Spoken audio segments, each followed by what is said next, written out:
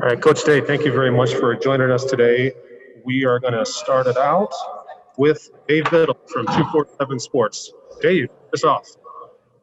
Hey, Ryan, thanks for doing this. I just want to ask you about the balancing act that you have to walk in terms of getting your team ready for the season while still preventing injuries. I mean, just what is it like to make sure you do enough live stuff in practice where you're getting your guys ready to block and tackle and do everything you need to do while still not doing too much of it where, because you want to limit injuries? Is that a difficult balancing act for you? Yeah, and not only is it difficult, it's not even a daily conversation. It's an hourly conversation that we're having with our staff because we have to make sure that we're ready to tackle, that we're ready to come off the ball and ready to take care of the football in all phases, offense, defense, and special teams. So there's a fine line there.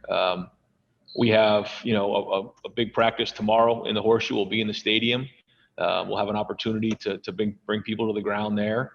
But you got to get that work in, real soon, probably by the middle of next week. You got to have a lot of that taken to the ground behind you so that as you get closer to the first game, you're keeping guys healthy. But the only way to get ready to play football is to play football.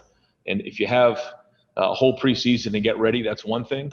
But this is unique. And so we're going to have to tackle. We're going to have to really work at that and figure out creative ways to get our guys ready to play because, there's no wasted time as Nebraska's coming in here on the 24th. We've got to be ready to roll. And how do you envision things kind of working out at running back this year for you guys? I know it's obviously very early, but do you think it's going to be running back by committee? Do you envision one guy kind of being that lead guy? Just how do you think things are going to kind of go at running back for you guys? We'll see. I mean, we have more depth there than we've had in a long time. We have right now, we feel good about 5 of our guys. Marcus is still, coming off of that ACL, but we have good depth there. We're going to play depth. We've always liked to play depth. So as we get into these first couple of weeks, it's a good battle. Master's the incumbent and obviously did a great job last year. And then Trey's come in and done a really good job as well. Both really versatile, but the other guys have done a really nice job as well. Xavier Johnson's done a really good job. Steele Chambers and now Mayan's really getting an opportunity to play. So, all 5 of those guys are doing a great job and looking forward to get Marcus back. So a lot of depth there, which is exciting, and that competition will continue. Thank you, Ryan. All right, next up we have Bill Landis from The Athletic with Austin Ward on deck. Bill. Hey, Ryan. Justin said maybe a week or so ago that there were times, I guess, before you all got back to practicing kind of full go like you are now, where he and you got a lot of one-on-one time to work on his mechanics and just sort of talk about the intricacies of the position. And I'm wondering, in those times, what came across to you in terms of how much Justin has grown sort of maybe in the mental aspect of the game, but also, the finer points of playing the position, whether that's mentally or physically? Yeah, I think, Corey Dennis has done a really good job during this time of meeting with the quarterbacks. He's got a unique situation. He's got, somebody who's come back and has a whole year under his belt, and then some young guys in there that he's got to kind of catch up to speed. So he's done a good job there. But when Justin and I have had an opportunity to be together and talk football, it's been really refreshing because I think one of the things for Justin is things have come easy to him, whether it's on the field and, he learns things quickly. And so what I've seen with him in the second year is his approach. I mean, he's really on it in meetings. He's alert. He's asking hard questions. He's taking notes. He's really on it. And I think when you have a year under your belt, you realize the consequences of every game, every snap, the preparation that comes in play. He asks the right questions going into practice. If he's not sure, he makes sure he has it right. And then he also is holding people accountable. Because at the end of the day, if it doesn't work, it's usually on the quarterback, the offense coordinator, and the head coach. And so he understands that now. So if things aren't exactly the way that he sees it, he gets with those guys. He has those communications. So his leadership's been excellent. And are you guys giving DeJuan Jones a look at guard at all? I thought I saw maybe a picture where it looked like DeJuan was playing guard. Yeah, DeJuan's done some really good things for us this year. He's somebody that has a lot of athletic ability and has some good versatility. So, yeah, we've moved him around a little bit, and he's somebody that we hope can play and get on the field for us this year. Next up is Austin Ward from Letterman Row with Tony Gerdeman on deck. Austin. Ryan, when you talk about creativity with the practice, how does that extend to Gunner and the freshman quarterbacks? You've talked before about Justin needing a bunch of reps to get ready. How will you manage the backups behind him so that you can maybe sort through a competition there? Yeah, you try to do everything you can to make sure Justin's ready to go. That's the number one priority. So he gets the reps with the ones, and then we split up the reps with the twos. When we go to 7-on-7, we try to equal them out a little bit more and allow those guys to get more reps in the 7-on-7. But really, what we're doing is, Jack and CJ are both getting a bunch of reps with the twos, and we try to mix Gunner in as much as we can. Gunner had kind of last year, and so we're trying to get the other guys up and running because they didn't have the spring or preseason to kind of see where we're at because we have such a short preseason leading into this.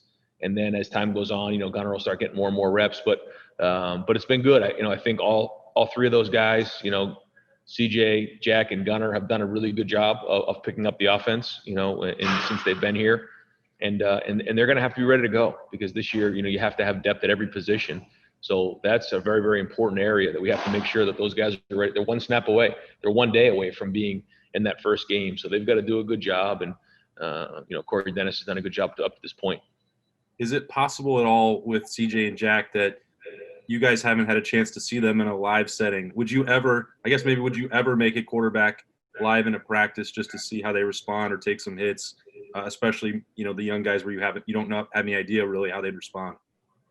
Probably not, but I'm not saying no because I'd like to see how this weekend goes and see what it looks like, see how it feels, and take it one day at a time. I'm trying not to say always and never right now because things change so fast. But it's not something we've typically done, but doesn't mean we won't do it. Like to your point, we got to know what we have going into the first game if something were ever to happen. And so we'll see. But as of right now, that they're not live. Thanks, Ryan. All right, up next is Tony Gerdeman from Buckeyes Scoop with Nathan Baird on deck. Tony. Ryan, given how well Pete Werner played last year at Sam, how involved were you in the decision to move him to Will?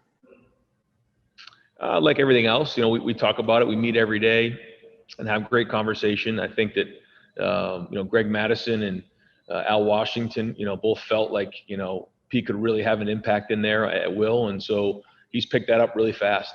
I mean, I couldn't be more impressed with the way he's approached this summer, the way he's approached the last couple of weeks. He's like a professional and he's a leader. He sees things fast. He diagnoses things fast. He can do a lot of things. He's very versatile. I think he's going to have a major impact at Will. I think it's a great position for him. Any trepidation based on everything he was able to do for you guys last year? Well, we'll see, based on our depth, what the best fit and the best mix is. I don't think we've come up to that decision yet. I mean, that's still a work in progress. And if that were to happen, it is. But I think he can have a better impact in there at Will. And as we project it out, we see that being the best position for him. But like you said, that could change quickly as we know. So we'll kind of see. But the good thing about Pete is he can handle a high level of information. He can process information quickly. And I think he can handle two positions if it comes down to that. And then real quick, have you heard anything from the NCAA about how scholarship limits are going to work in the next period of time with everybody getting a free year this year? Yeah. There's a process. It's a long process. It's a very confusing metrics that, it took me about 3 hours to sit down with Mark Pantoni to kind of figure it all out. This is kind of a +1 based on seniors and years of eligibility.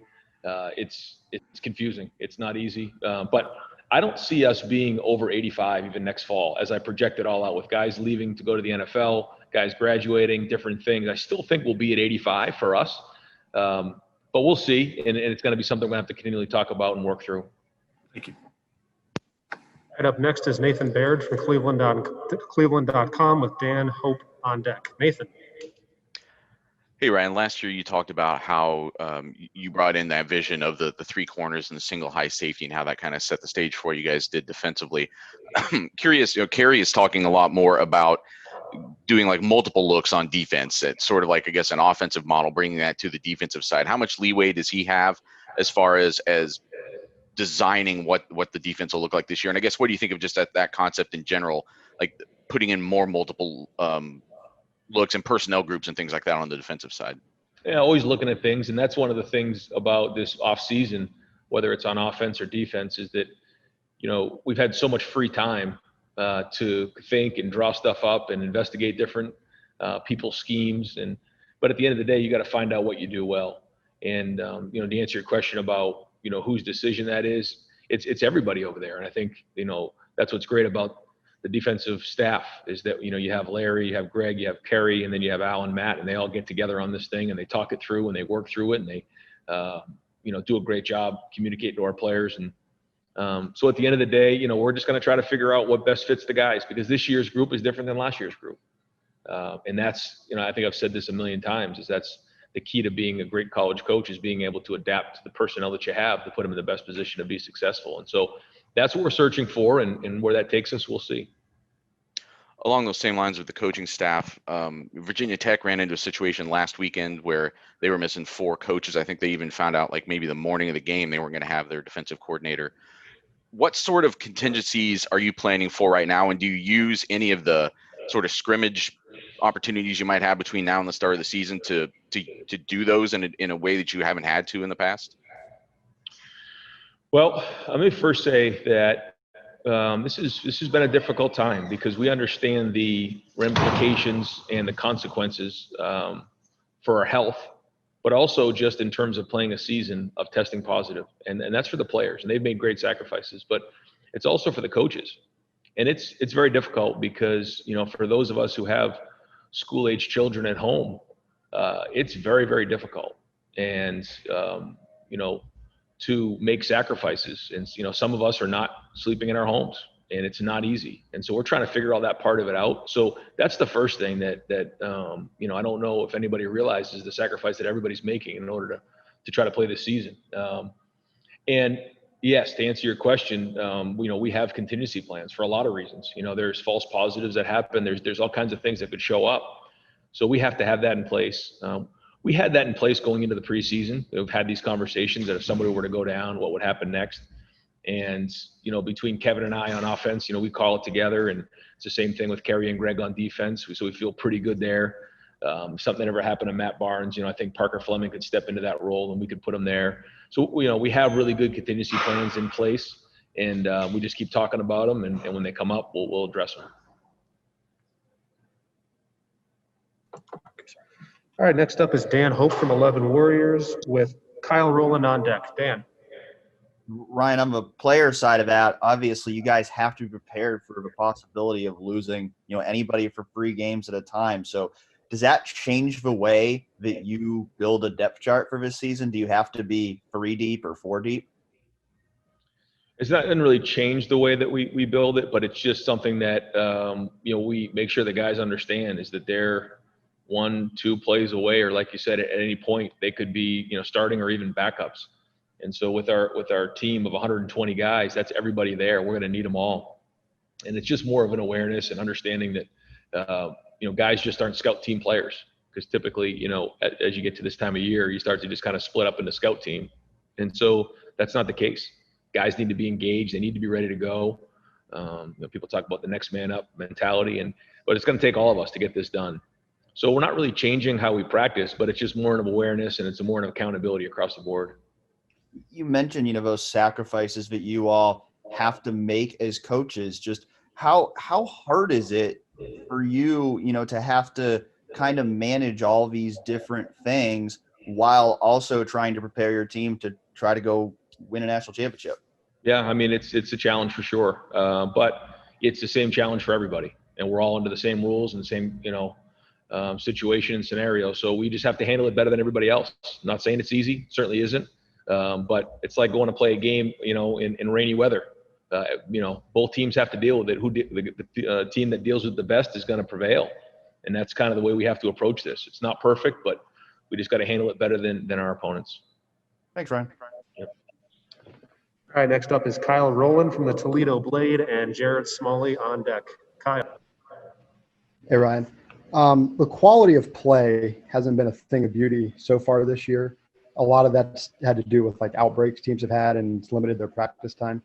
The Big Ten's plan with doing such significant testing, I think we're a month out from the season. Do you think that'll kind of alleviate issues for Big Ten teams and you guys will be more in sync when you start? I don't know. Yeah, I mean, it's yet to be written. I don't know. I think that some of it is, like you said, the testing positive. Some of it is guys getting injured and then being out for 2 to 3 weeks leading up to the season. There's a lot of things at play there. Some of it is, maybe they didn't practice as much as they typically have for whatever reason that is. So I don't know. It's something that we're talking about as a coaching staff every day, trying to figure out, how some teams in the NFL or, college football have dealt with situations, who's had success, who maybe hasn't, what the glaring issues are and how we can try to get ahead of those things. Hey, you going to get in trouble for wearing a blue mask? Yeah, that's not an option. All right, next up is Jared Smalley from WCMH with Doug Lemarese on deck. Jared. Hi, Ryan. Wanted to ask you about the unique situation you have going into the opener this year. Typically, a coach would have a plan to play so many guys coming out of training camp and get a look at them in game action. But because of the unique situation this year, playing a conference game, playing a good team, how do you view that roster management as you go into the first game? It's unique. It's different. You have to rely on the guys that have experience, that what they've done, because you at least know what they've done in the past. They have a body of work. And then you try to do the best you can for those who maybe don't have a body of work over these next few weeks to try to get some experience and figure out what you can expect when they go on the field. You really don't ever really know, but we're trying to put them in the stadium. We're trying to put them in the live situations. We're trying to put them into game situations the best we possibly can so we can project. You're right, before a conference schedule, if you have a few games ahead of time, you have a little bit better feel of what to expect. We don't have that luxury this year. So we'll just work through it and try to figure out best ways to create a game environment in practice and go from there. And Ryan, one question for you on your young receivers. We saw a little video clip your team put together of them, I guess it was last week, and they can make phenomenal catches, undoubtedly. Obviously, there's a lot more to it than that when it comes to getting on the field at receiver. How is that group developing, and do you anticipate a few of those guys being significantly involved in your planning? Yeah, well, some of them are going to have to play. We don't have a ton of depth there, so they're going to have to step up in a big way. And it goes back to, this, once you put the pads on, it's no longer 7-on-7 or rivals football camp. I mean, you got to block, you got to catch the ball, you got to take care of the football. It's all those things. You got to play tough. Late in drives, you got to push through fatigue, all those things that come up in playing a game. There's certainly a lot of talent there, but those guys are going to have to step up in those areas. And yeah, we're going to have to play young, and we're going to have to play some depth there, and that's just the way it's going to be. It's the way it's always been. Yeah, there's a chance there. We just have to kind of see how it goes and see how those guys can handle playing in a game situation and taking care of the little things and playing hard and strong and tough. Thanks. All right, next up is Doug Lemarese from Cleveland.com with Adam Rittenberg on deck. Doug. Hey, Ryan, following up on some of the safety stuff, how do you envision, I know it's still early, but the battle with Josh Proctor and Marcus Hooker back there, and what's the difference of maybe those guys fighting for a spot versus also preparing at times to maybe play together back there? I'm just kind of wondering how safety's unfolding so far. Yeah, no, it's a great question. I think both those guys bring an interesting skill set, and like you said, they're going to be out there together a decent amount as well. We can come up with packages where they both will be out there, and they should be. I mean, they're guys who have now been in the program for multiple years, and this is their year to step up. I think they've both done a very good job. They both bring different skill sets. Marcus is a rangy guy who can, really, he's got good ball skills. He can read a quarterback's demeanor and drive on the ball. Proctor has really good range, good length. He can blitz. You guys remember, some of the games last year he blitzed. He's physical, but he also can cover. So both of those guys are very active so far early in camp. And I think both of them are going to have a huge impact on the season if they just continue to develop, and Kerry's doing a great job with them. And then just going back a little bit, we've covered this some with you, but when Christina Johnson came in as the new president, I'm just curious, maybe the first time you actually talked to her or got to have a conversation with her, and just what you think, what does a good relationship look like between a football coach and a university president at a school like Ohio State? Yeah, Christina's been excellent. The communication has been wonderful. Had several conversations, over the phone early on, and then she came in and actually came by one of our workouts, had a conversation there, and then had an opportunity to go to her house about a week ago and have dinner, socially distanced with Gene Smith and some of the other fall coaches, which is wonderful. And but to answer your question there, I think what is a healthy relationship? I just think one of communication, one of respect, and one of alignment. And I think one of the great things we have right now here at Ohio State is we have alignment from the president, the athletic director, and the head coach. And honored to call them my bosses, and got a lot of respect for the way she handled this whole situation. Thanks, Ryan. All right, next up is Adam Rittenberg from ESPN with Clay Hall on deck. Adam. Hey, Ryan, just following up on what you said about the sacrifices that you and your staff are making. Was that like an individual discussion with each coach, or how did you kind of figure out, who was going to not be at home, who was going to be at home, and how you're going to manage that? Yeah, didn't certainly put any guidelines in place or tell somebody how to handle their business at all.